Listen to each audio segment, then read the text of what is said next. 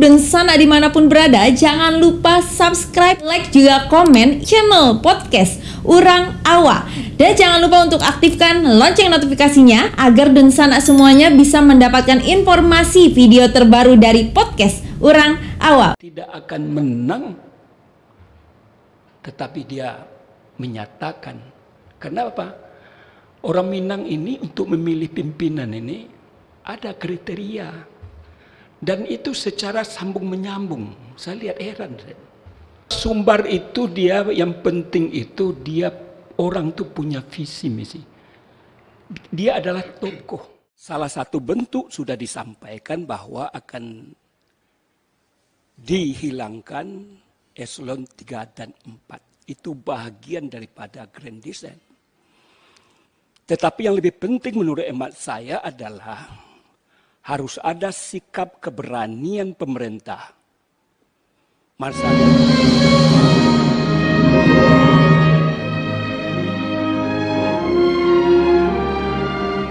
Kebetulan juga ketika itu sedang musim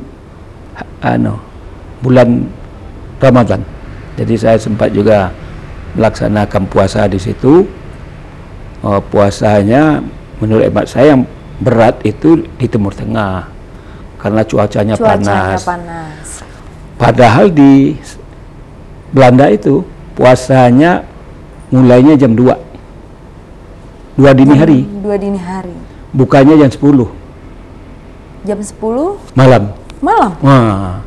Assalamualaikum warahmatullahi wabarakatuh. Alhamdulillah hari ini kita telah bersama salah satu anggota dewan yang terhormat, ada Bapak Dr. Andes Haji Gus Pardigaus MSI. Pak, lahir di Bukit Tinggi ya? Lahir di Bukit Tinggi tanggal 8 Juni 1956. Berarti kalau dihitung sudah berapa usia? Bulan Juni besok ya? Pas 65. Pas 65. Tapi tidak terlihat sepertinya 65-nya. Saking banyaknya aktivitas mungkin ya Pak. Yalah, ya. Makin awet muda kalau banyak kegiatan. Bapak, ini adalah salah seorang anggota dewan di mana yang memiliki berbagai macam usaha ya, pengusaha retail dan politikus Indonesia. Benar ya Pak ya? Iya. Itu awal mula merintis usaha di mana kita tahu ada outlet Citra Swalayan, bener ya Pak ya? Ya. Adalah outlet terbesar di Sumatera Barat dan di Riau. Itu awal mula merintis Citra Swalayan itu seperti apa? Ya. Dulu Bapak kuliah di IAIN Ciputat. Ciputat? Ya. Tamat tahun 82. Lalu berangkat ke Mesir selama 2 tahun. 2 tahun di Mesir. Ya.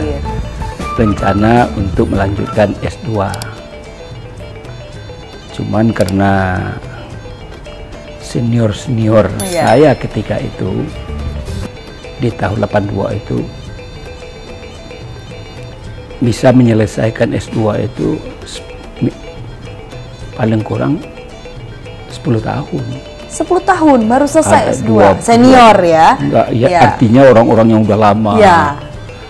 Jadi kalau saya ambil S2 ketika itu umur 26 Dr. Andesnya, tambah 10 tahun berarti 36 tahun. Kapan lagi saya berkarir? Kapan lagi saya mau kawin? Nah itu, jadi akhirnya saya putuskan kayaknya nggak mungkin tuh melanjutkan kuliah di Mesir itu. Tapi dalam 2 tahun itu saya tiap tahun naik haji Luar biasa. Di samping bisa melaksanakan ibadah, Ya. juga bisa cari duit. Di Mesir? Bukan di Mesir, di Saudi. Di Saudi? Ya kan Oke. kita mau naik haji. Ya. Kalau orang sekarang ini mengeluarkan dana sekitar 35 sampai 40 juta. Ya. Ketika itu saya bisa mendapatkan dana sebanyak orang berapa biaya naik haji. Itu kok bisa, Pak? Ya saya ini orangnya walaupun badannya kecil, tapi saya orangnya pemberani. Waktu mahasiswa juga begitu. Kecil-kecil berani berarti? Iya, jadi saya ketika di Arab Saudi itu, Ya. pada umumnya orang-orang dari Sumbar itu punya mobil. Tapi yang mahasiswa yang datang dari Mesir sangat langka yang bisa bawa mobil. Jadi mobilnya banyak, yang sopirnya nggak ada. Nggak ada. Nah, jadi pekerjaan saya itu banyak. Pertama adalah sebagai pegawai musiman dari kedutaan. Pegawai musiman. Itu bertugas untuk membimbing jamaah haji yang datang dari Indonesia. Membimbing jamaah haji yang datang dari Ya. Indonesia. Ada yang misalkan dia kan orang baru dari kampung kan. Ada yang baru pertama kali naik pesawat. Kemudian orangnya tua-tua. Bahasanya juga mungkin Apalagi sulit. bahasanya, jadi complicated lah ya. Jadi pada umumnya kawan-kawan di Timur Tengah tuh yang berstatus sebagai mahasiswa pada musim haji itu pada berdatangan ke Saudi. Lalu kita direkrut oleh kedutaan untuk pegawai musiman. Pada saat itu banyak mahasiswa dari Sumatera Barat yang sekolah. Ada juga, ada pokoknya itu udah dari seluruh Indonesia lah. Iya. Ya ketika itu kalau saya tidak salah gaji saya per hari itu 50 rial. Sekarang berapa nih real sekarang nih? Satu realnya ya. Apa 3.500 atau berapa saya nggak tahu. Ya. Nah, jadi kenapa saya mau jadi pegawai musiman? Pertama adalah mencari tempat tinggal. Kalau kita bekerja di kedutaan, tentu difasilitasi tempat penginapan. Ya. Di samping itu kita dapat gaji. Nah, saya tidak puas hanya bekerja dalam bentuk itu. Ya. Saya juga menyambi-nyambi kalau ada gubernur, anggota DPR, dan macam-macam. Saya bisa jadi guide.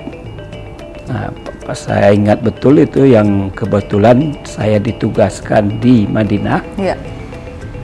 Lalu saya dengar-dengar, wah ini orang nih gubernur Kalimantan Selatan. Dari Indonesia. Seluruh Indonesia lah. Ya. Bukan dari Sumbar. Karena kan sering ada seperti pertemuan. Bukan enggak, dia ini jamaah karena dia pejabat. Oh, untuk hadir. Lalu untuk dia akan ibadah difasilitasi oleh kedutaan. Lalu dia pengen ziarah. Nah, saya nguping-nguping. Akhirnya saya yang mendampingi beliau. Padahal masing-masing objek yang mau dikunjungi itu saya juga belum pernah ke sana kan. Ya ketika itu kan baru tahun pertama, jadi tiap tahun saya 2 tahun di Mesir, saya 2 kali dalam melaksanakan ibadah dan mencari duit. Dan duit yang dari ya, Pak? duit yang dari Mesir Ya. itulah saya kembangkan usaha yang seperti sekarang ini. Ketika pulang dari sana atau Jadi saat enggak masih artinya di dari sana? situ cikal bakalnya. Jadi alhamdulillah selama musim haji sebagaimana saya Ya. katakan tadi, jadi banyak kegiatan saya. Pertama membawa barang antik dari Mesir ke Saudi. Jadi saya nguping-nguping apa yang perlu dibawa, bagaimana caranya, kemana dijual. Lalu saya dapat informasi itu. Sebelum berangkat kebetulan saya punya duit. Kawan-kawan tuh untuk beli tiket aja dia nggak punya. Nah, jadi saya gini, ada kerjasama. Ada kawan-kawan yang nggak punya duit untuk berangkat, saya pinjamin, tolong bawa barang saya. Barang yang mau saya jual. Apa itu barang yang saya jual? Ada namanya selendang sutra, Iya, ada barang-barang namanya barang antik puff, ada macam-macam lah. Iya. Semua cenderamata yang akan dibawa ke Indonesia. Kalau saya jual langsung ke kedutaan, itu harganya sudah 2 kali lipat. harganya sudah 2 kali. Kalau dijual kepada jamaah, itu bisa 3 kali lipat. Lebih mahal berarti. Nah, jadi ya artinya apa? Informasi ini penting. Ya. Jadi akses kalau sekarang, bagaimana kita mendapatkan akses kemana, di mana pasar yang dimungkinkan untuk kita lakukan membawa barang. Jadi itu yang saya lakukan. Jadi ada beberapa macam. Pertama, saya sendiri yang bawa barang, naik pesawat, ada juga yang naik kapal.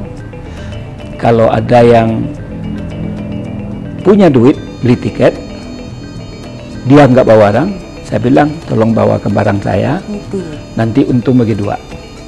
Satu lagi, ada orang yang nggak punya duit, saya pinjamin duit berangkat, tapi tolong dibawa barang saya. Nah, dari itulah kapital pendapatan salah satu di antara yang saya sampaikan tadi. Di samping juga sebagai pegawai musiman yang intinya itu sebetulnya adalah mencari tempat akomodasi. Yang mahal itu kan akomodasi. Iya. Nah, kemudian ada lagi, saya juga ketika jamaah mau pulang, saya berhenti jadi pegawai musiman, lalu saya rubah profesi saya, bukan sebagai pegawai musiman lagi, tetapi sebagai money changer, nukar duit. Nukar uang. Nah, di Madinatul Hujat namanya, asrama orang-orang yang dari Mekah pergi ke Jeddah. Di Jeddah itu ada namanya Madinatul Hujat, yaitu asramanya para jamaah haji yang mau berangkat ke airport untuk dipulangkan ke Indonesia. Jadi ketika itu dia kan banyak uang, butuh dolar, butuh real, butuh rupiah. Nah, saya pakai sendal aja ketika itu, pakai Levi's, pakai ada di sini ada tas, tukar duit, gitulah. Nah, itu. Jadi satu hari saya bisa mendapatkan $100. $100 satu hari. Apalagi di samping itu, tadi kan saya sampaikan bahwa kawan-kawan di situ banyak punya mobil. Ya. Jadi kalau mobilnya biasanya bisa dimanfaatkan untuk dijadikan sebagai alat transportasi untuk ziarah. Kebanyakan kawan-kawan yang bekerja sebagai tenaga musiman yang berstatus mahasiswa itu pada umumnya nggak bisa pandai bawa mobil, nggak bisa. Kebetulan nggak bisa nyetir ya. Saya dari dulu dari Padang udah bisa ya. Akhirnya mobil itu banyak. Kalau yang spare ban itu keuntungan bersihnya bagi 3. Saya 30%, pemilik mobil 65%. Tapi kalau mobilnya sedan, keuntungan bersihnya bagi 2. Jadi akumulasi dari pendapatan itu adalah menjual barang dari Mesir ke jamaah yang datang dari Indonesia. Antik gitu ya. Yang kedua adalah menjadi pegawai musiman. Pegawai musiman. Selama di Madinah, kemudian haji, selesai haji, saya berangkat ke Jeddah, haji kita udah selesai. Nah, lalu saya berfungsikan diri saya sebagai money changer dan membawa jamaah ziarah. Pertama melihat makam Hawa, kedua melihat Laut Merah. Kalau Laut Merahnya kayak apa, yang merah apa gimana kan gitu. Jadi masyarakat tuh dia pengen lihat mana yang Laut Merah itu. Kenapa dinamakan Laut Merah. padahal tempatnya dekat, bayarnya 10 real ketika itu. Nah, dari itulah akhirnya setiap 2 kali saya melaksanakan ibadah haji itu. Setiap musim haji itu saya membawa duit ke Mesir sebanyak $3.000.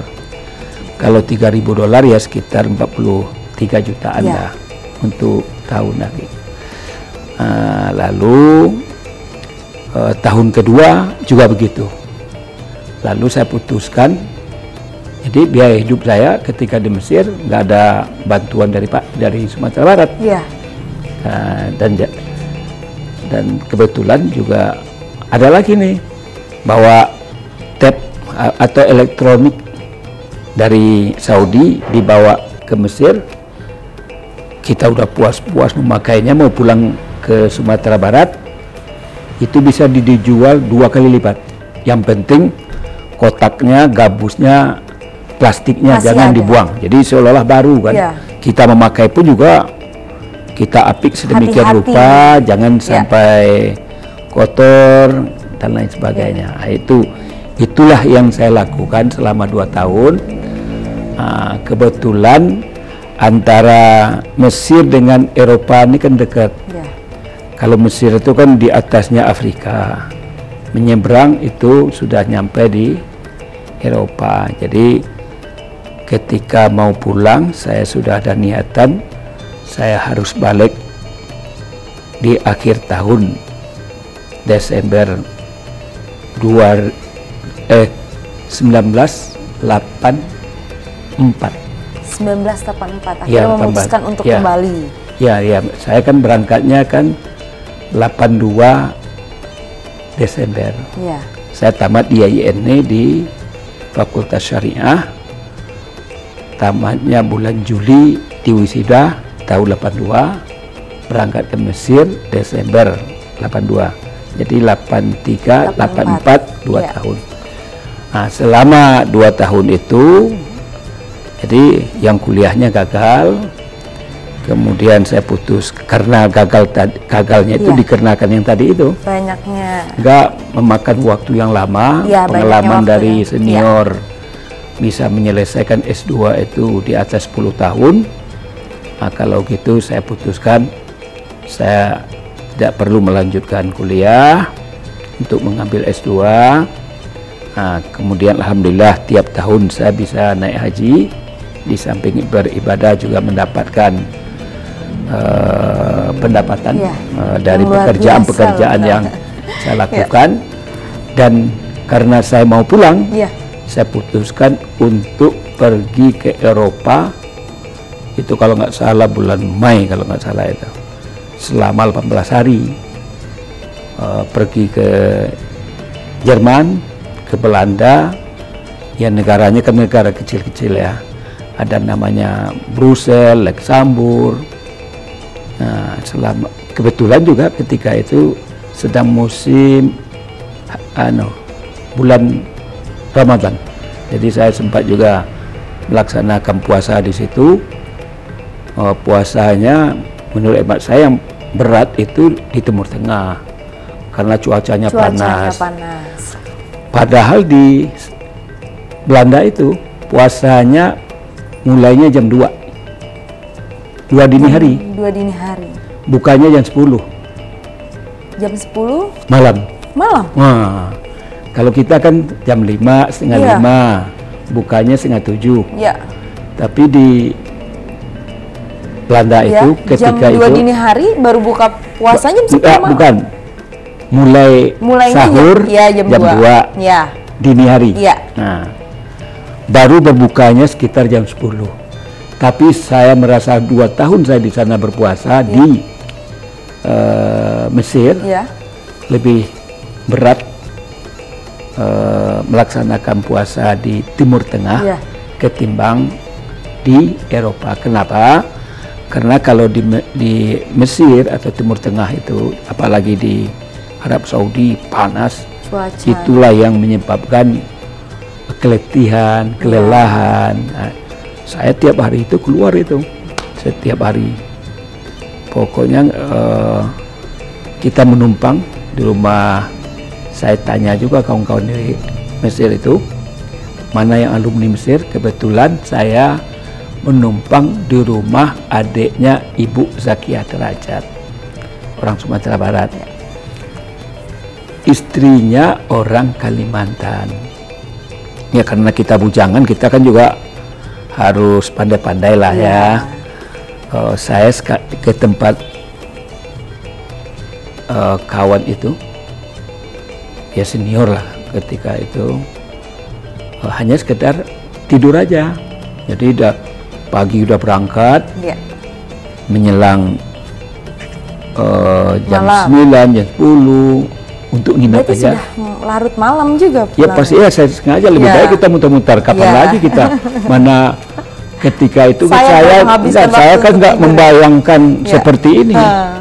Orang kampung, apalagi kuliah di IAIN, mana mungkin bisa ke Eropa. Bayangan ketika itu, saya harus putuskan ke Eropa, kalau nggak salah berapa hari, 15 atau 18 hari ya.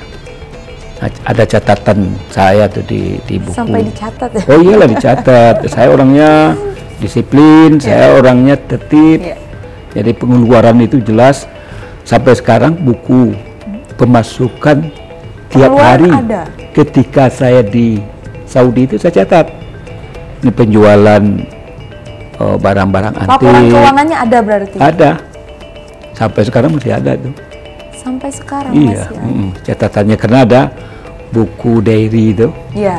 Nah, saya ketika mahasiswa saya pernah jadi panitia Posma. Buku itu saya bawa, di situ saya catat tiap hari itu. Semuanya. Wah iya. Jadi itulah kenangan ketika saya masih bujangan. Alhamdulillah bisa ke Jerman, bisa ke Belanda, bisa ke beberapa negara kecil di situ. Pada saat itu serasa mimpi. Enggak mungkin lah. Di orang kampung, orang tamatan IAIN nggak membayangkan. Makanya saya paksakan menghabiskan uang sekitar $1.000 ketika itu. Kan dekat ya, antara Mesir dengan Belanda itu dekat. Harga pesawatnya sama lah antara Padang dengan Jakarta. Ya itu. Itulah hal-hal yang berkaitan. Sampai akhirnya memutuskan untuk kembali ke Sumatera Barat di tahun 84 ya berarti. Desember 84. Desember. Iya. Kemudian di bulan Agustus saya tes jadi dosen. Kebetulan ada orang Bukit Tinggi beli segelnya ke tempat saya, heran saya. Itu memang kaki tangan Tuhan itu, hidayah. Kebetulan saya yang melayani. Sekitar jam 10-11 lah.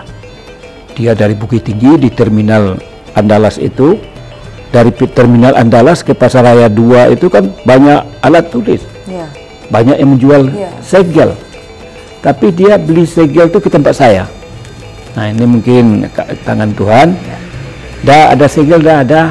Nah kalau kita sebagai pedagang kita kan harus ceriaan.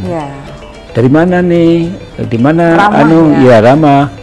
Di mana bukanya sekarang? Di IAIN. Oh, di IAIN. Untuk apa? Tenaga edukatif, dosen. Tambah kaget lagi. Kapan ditutup? Hari ini. Wih, pas dia berangkat, saya juga bawa map juga. Jadi itulah saya nggak tahu orangnya. Dia mendaftar di sana. Saya juga lupa yang mana orang yang beli segel tadi. Tapi saya ketika itu mendaftar, pada hari itu adalah hari terakhir pendaftaran untuk jadi calon dosen. Saya datang situ, pertama sekretaris institut itu nggak mau menerima.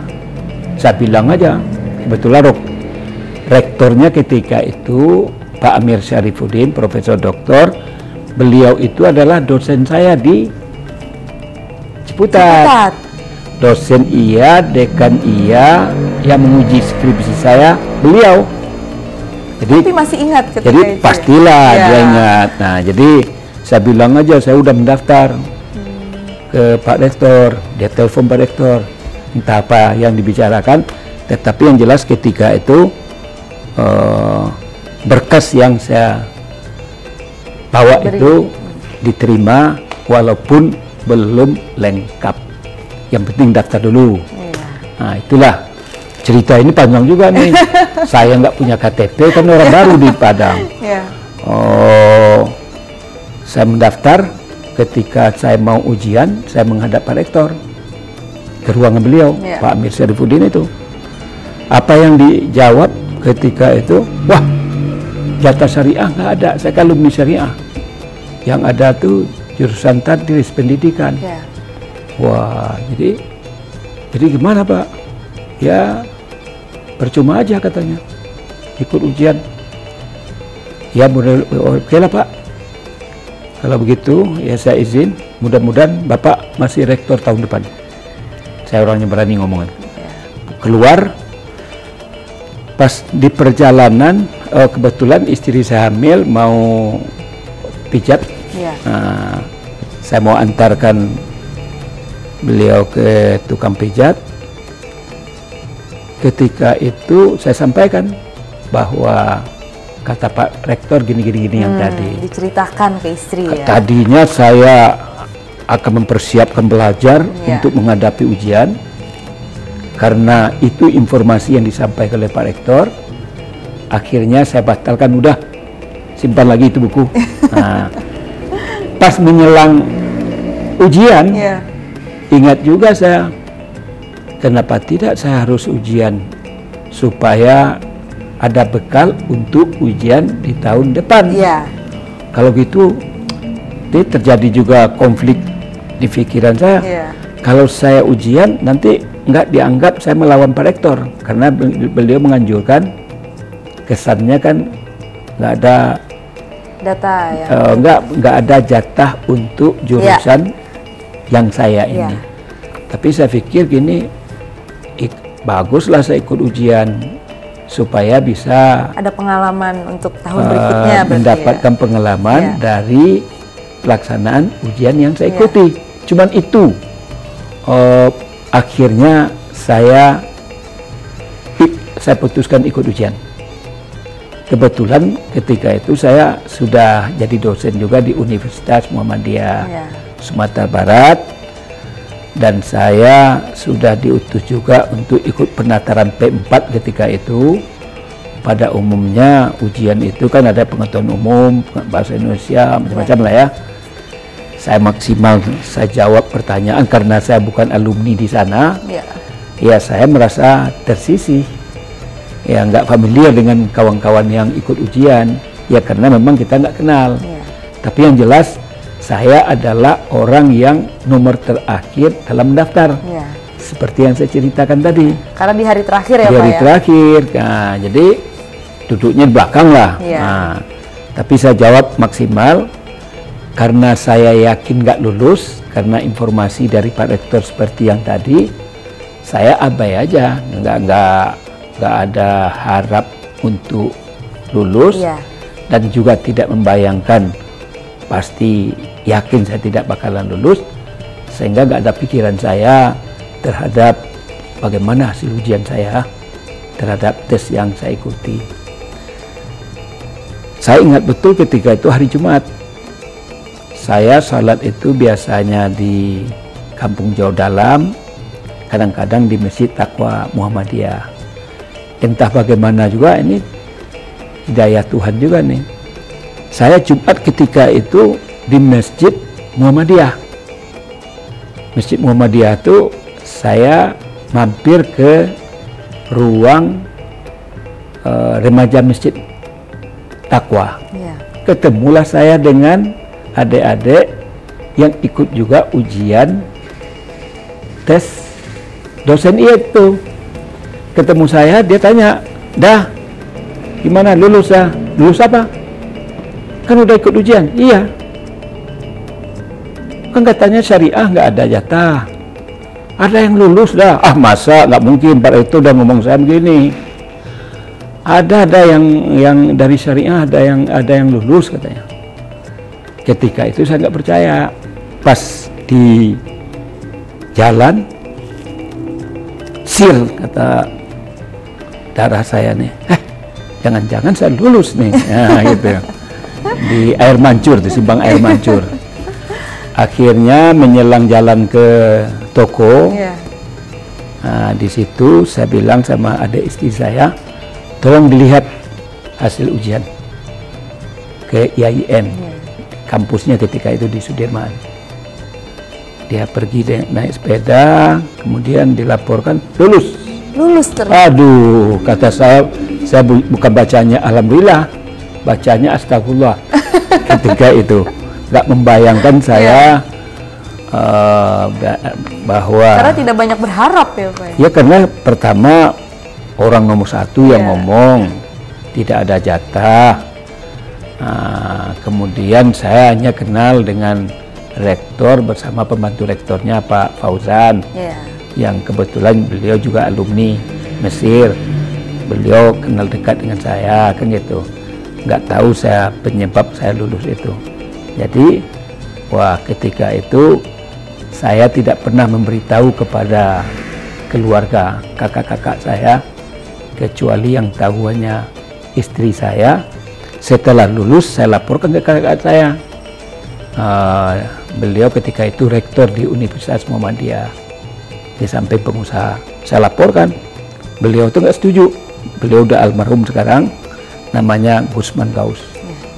Saya sampaikan bahwa saya tes di IAIN untuk CPNS, karena di keluarga kami, apalagi di kampung saya itu nggak ada yang pegawai negeri, apalagi di keluarga saya nggak ada satu pegawai negeri.